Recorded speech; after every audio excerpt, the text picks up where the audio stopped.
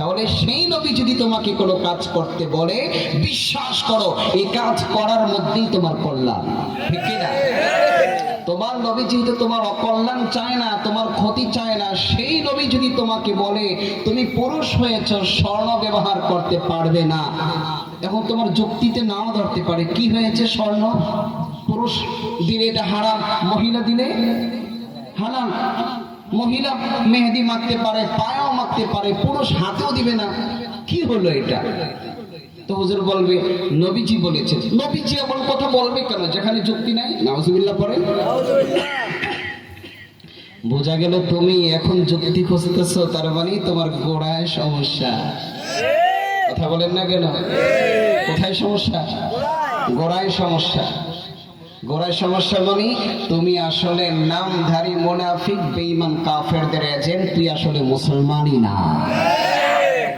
মুসলমান কাকে বলে? লা ইলাহা ইল্লাল্লাহ মুহাম্মাদুর রাসূলুল্লাহ, নিঃশর্তে নবী মুহাম্মদুর রাসূলুল্লাহ সাল্লাল্লাহু আলাইহি সাল্লামের উপর যার ঈমান থাকবে, আমার নবীর যতগুলো কথা বিশুদ্ধ হাদিস দ্বারা প্রমাণিত হবে, আমি সব কথা মেনে নিব, যুক্তিতে ধরুক বা না ধরুক, বুঝে আসুক বা না আসুক, কোরআনে আছে, হাদিসে আছে, আল্লাহ বলেছেন, নবীজি বলেছেন, আমাকে মানতেই হবে। যারা মানবে তারাই মুমিন, যারা মানবে না প্রশ্ন তুলবে, তারা কোনোদিন মুমিন হতে পারবে না।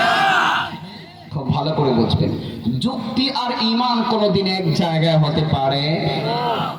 যুক্তি আর ঈমান কোনোদিন এক জায়গায় হতে। আপনি বলেছেন ভাই দুনিয়াতে খারাপ কাজ করো, নেক কাজ করো, মরার পরে সব পাল্লাই তুইলা মাইপা মাইপা ওজন করা হবে।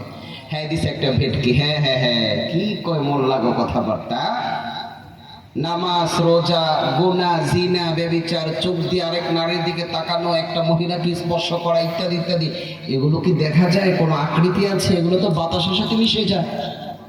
দেখো মেয়ে, এগুলো কি মাপা যাইবে? এগুলো যুক্তিতে ধরে না।